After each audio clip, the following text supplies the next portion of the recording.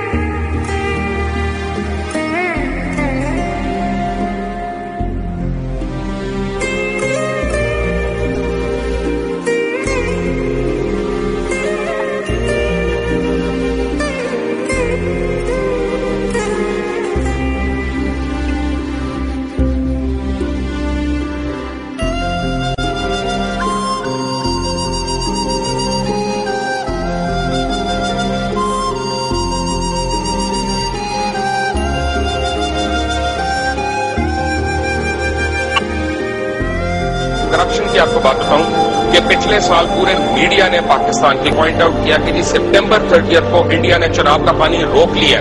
2 महीने तक हम सुनते रहे कि जरदारी साहब खत लिखेंगे जी मनमोहन को। जरदारी साहब को वो डाकिया नहीं मिला जिसे खत पोस्ट करना था जाके। जरदारी 2 महीने आपका क्रिटिकल पानी जो है 2 महीने आपका क्रिटिकल पानी जो है वो खत्म रहा। आपकी खरीफ की फसल उड़ गई। उसके बाद उन्होंने गन्ने की फसल के लिए रिलीज करा दिया क्योंकि अपनी शुगर मिलें इन्वॉल्व थी। People are dying of hunger. आपके हालत ये हो गई आपके मुल्की के पंजाब का मतलब क्या है? 5 दरिया वाला। हर आदमी पंजाब में पानी की बोतल लेके पीता है। हजे बैतुल्ला को वसीला करप्शन बनाने वालों की कुछ खबर की। यार वैसे गोचर मैं को पिछले 10-15 साल से देख रहा हूँ ये हाजी साहिबान जब हज करके आते हैं यहाँ पाकिस्तान लैंड होते ही हुकूमती इंतजाम और अमले को गालियां देनी शुरू कर देते हैं। इसकी क्या वजह है? तो क्या होता क्या है? एक तो है करप्शन, बद इंतजामी, बद नजमी। खाने पीने का हाल इतना बुरा है कि यहाँ पर जहाँ इन्होंने हमें जगह दी है वहाँ पर कोई होटल नहीं है, कोई खाने पीने का इंतजाम नहीं है। ये इससे पूछा रो रहे हैं, अभी भी रो रहे हैं। स्वादी मेरे साथ बैठा हुआ है। जी बताएं, अपना हाल बताएं, आप अपना हाल बताएं। मैं बहुत परेशान हूँ। 8-10 दिन हो गए मेरा सामान खो गया। कोई बुझने वाला मैं आराम में फिर रहा हूँ। अल्लाह ने बोला तो आप अल्लाह के मेहमान है और अल्लाह के मेहमानों के साथ ये लोग ऐसा सुलूक कर रहे। हम तो बेहतर से मर जाए। अच्छा तेल डालिए हम यहाँ हज करते आए। हमारा कोई पुरसाने हाल नहीं है। ये गवर्नमेंट का कैसा इंतजाम है? हमको बोलता है अपने मुल्क के लिए दुआ करो। हम कैसा दुआ करें? हमारा हाथ ही नहीं उठता है। अब हम हाथ उठाने की कोशिश करता फिर हाथ गिर जाता। हम तो इतना बना यार, खुदा के लिए हमारी मदद करो। सो अल्टीमेटली हम एक फेल स्टेट की तरफ बढ़ रहे हैं। इसमें किसी की दानिश या गैर दानिश, अक्लमंदी या बेवकूफी के रोल की बजाय let's see in a serious वे कि हम क्यों जा रहे हैं। पाकिस्तान की करेंसी 1 अप्रैल 1948 को लॉन्च की गई। इस करेंसी में 6 सिक्के भी शामिल थे। इन सिक्कों में 1 रुपए का सिक्का, 58, 54, 52, 51 और 1 पैसे का सिक्का भी शामिल था। उस जमाने में 1 रुपया 16 आने और 64 पैसों के बराबर होता था। ये सिक्के 1 जनवरी 1961 तक चलते रहे। 1961 में सदर अय्यूब ने मुल्क में अशारी निजाम नाफिज कर दिया। उसके बाद रुपया 100 का हो गया और 54, 58, 52 खत्म हो गए और इनकी जगह 50 पैसे, 25 पैसे, 10 पैसे, 5 पैसे और 1 पैसे का सिक्का राइज हुआ। जनरल ज़िया-उल-हक के दौर तक ये तमाम सिक्के चलते रहे, लेकिन बादअज़ां आहिस्ता आहिस्ता खत्म हो गए। यहाँ तक कि आज सबसे छोटा सिक्का 1 रुपए का है और हमने गुज़िश्ता 25 से 30 वर्षों में 1, 5, 10 या 25 पैसे का कोई सिक्का नहीं देखा, क्योंकि स्टेट बैंक ये सिक्के जारी ही नहीं कर रहा। लेकिन हुकूमत का कमाल देखिए कि हुकूमत जब भी पेट्रोल, गैस और बिजली की कीमत में इजाफा करती है तो इसमें रुपयों के साथ साथ पैसे जरूर शामिल कर दिए जाते हैं। हुकूमत ने गुज़िश्ता माह पेट्रोल की कीमत में जो इजाफा किया वो 5 रुपए 92 पैसे है और उसके बाद पेट्रोल की कीमत 86 रुपए 60 पैसे और लाइट डीजल की कीमत 94 रुपए 40 पैसे हो गई। अब ये सवाल पैदा होता है कि मुल्क में जब पैसे का सिक्का ही नहीं तो जब कोई पेट्रोल डलवाएगा तो क्या पंप का कैशियर 87 पैसे वापस करेगा? सवाल ये भी है कि ये रकम कहाँ जा रही है, उसका फायदा कौन उठा रहा है, और जब मुल्क में पैसों का सिक्का ही मौजूद नहीं तो हुकूमत सिक्कों को मयार बना के कीमतों में इजाफा क्यों करती है।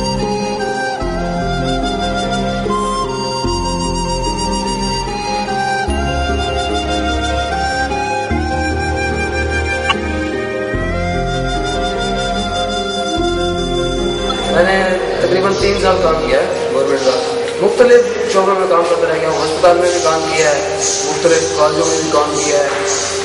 गवर्नमेंट के काम में ऐसा होता है कि आपने एक कमरे में 4 पॉइंट है, 4 पॉइंट में से आपने सबकी 2-2 तारें लानी है, 8 तारें ठीक है।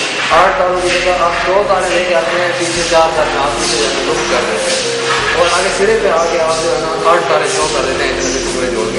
इसी वजह से छोड़ दिया है क्योंकि हमें बताना पड़ता है ये सर ऐसे वो ये पीछे तक की पूरी तारें आ रही हैं, ये सिर्फ वो मैं अपने हाथ से करता हूँ। पूरी तार तो मैं पूरे हाथ में ठेकेदार नहीं, उसने कहना है और सेवा आगे वो चेकिंग करता है, वो भी कहता है इस तरह करना है, जितना हो सकता है तार को।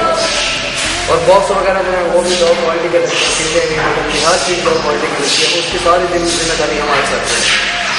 क्योंकि हमें पता है हम किसी को बता नहीं रहे, हम अपने आप से कर बेगैरत बन जाए तो बंदा फिर काम कर सकता है गवर्नमेंट के, नहीं तो नहीं कर सकता। ज़मीर मारना पड़ता है अपने पास, ज़मीर जिसका मरा हुआ है वो गवर्नमेंट का काम कर सकता है। जो देनदार बंदा है ना, एक और शेयर कर लेते हैं डिपार्टमेंट का, वो है इंस्पेक्टर का। दीवार की जगह थोड़ी सी उसमें कमजोरी थी, सीमेंट ठीक नहीं लगा हुआ था, उसने आगे ठेकेदार को कह दिया ये दीवार गिरवा दो, ये दीवार देखनी थी, नहीं तो मैंने आज के सारे कागजात रिजेक्ट कर दिया। उसने कहा मैंने दीवार ऐसे उसने दूसरे दिन उसके कागजात रिजेक्ट करवा दिए, तीसरे दिन उसकी पोस्टिंग होगी। ऊपर तक ये आ है, जब ऊपर सिरा जो गलत बैठा हुआ तो नीचे वाले क्या करेंगे और ये क्या करेंगे, कभी तक वो बहुत कुछ बात नहीं आ सकता। मुझे मैंने करनी होती तो मैं गवर्नमेंट में काम करता। 3 साल में काम इसलिए कर रहा है कि मैं उनके रंग में ढल गया था। जैसे आप अहदेदार हैं, आपके भी ऊपर बैठे हैं सब, उन सब ताल्लुक है, एक झटके में तो आप नहीं खत्म कर सकते जब मैं छोड़ के जा रहा हूँ। बस नुकसान उसका यही होता है कि कोई उसकी गारंटी नहीं है। जैसे अब हॉस्पिटल में काम किया था, 6 महीने के अंदर उस बिल्डिंग में आग लग गई।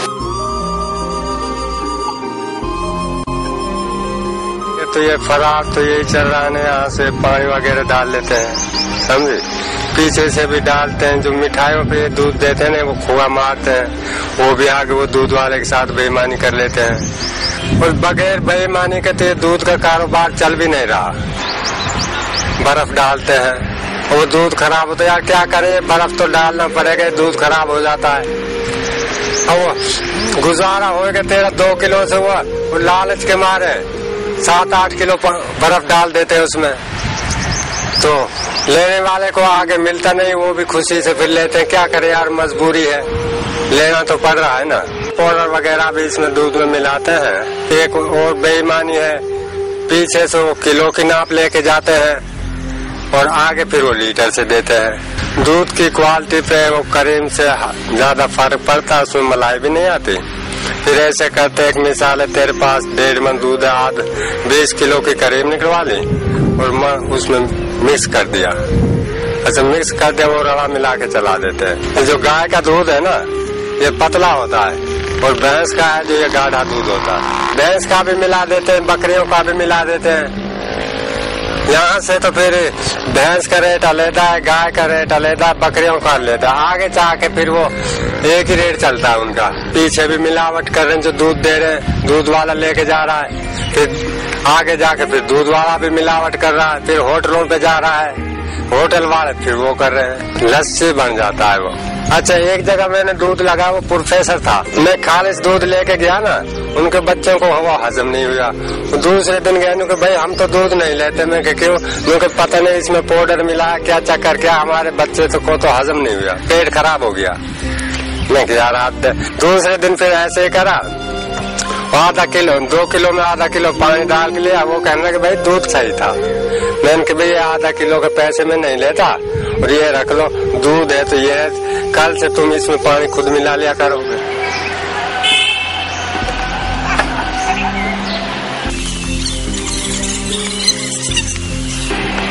बेटा बड़े होके क्या बनोगे? मैं डॉक्टर बनूंगी जो लोगों की मदद करता है। बेटा आप बड़े होकर क्या बनोगे? मैं बड़े होकर इंजीनियर बनूंगी और मुल्क से लोड शेडिंग खत्म करूंगी।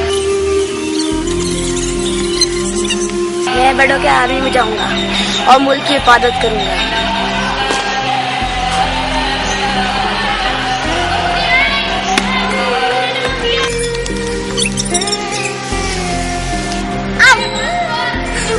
बेटा आप बड़े होकर क्या बनोगे? मैं बड़ा होकर जज बनूंगा क्योंकि जज झूठ नहीं बोलता।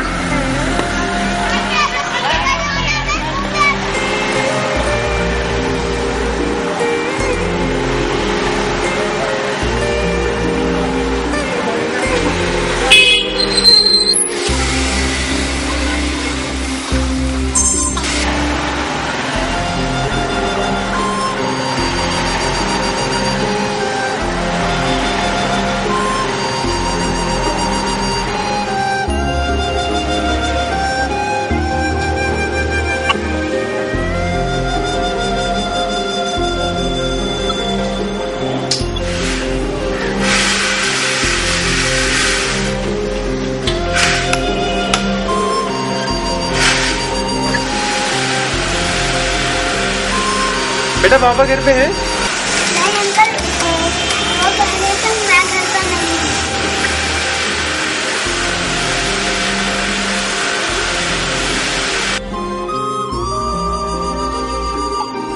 ये कितना आसान है कि हम इल्जाम की सौगात बांटते हैं और ये सौगात हर दूसरे दर तक पहुंचाने की जिम्मेदारी भी इख्तियार करते हैं। हर गाली, हर बदनामी उसके नाम या तेरे नाम। हमने लफ्ज करप्शन रेल के छक छक करते शोबे से मंसूब कर दिया है और पुलिस के तारुफ में सिर्फ रिश्वत का लफ्ज रख दिया। लूटने वाले तमाम मनासिब अपने हाकिम की खिदमत में पेश कर दिए हैं। वो तुम सब बदउनवान।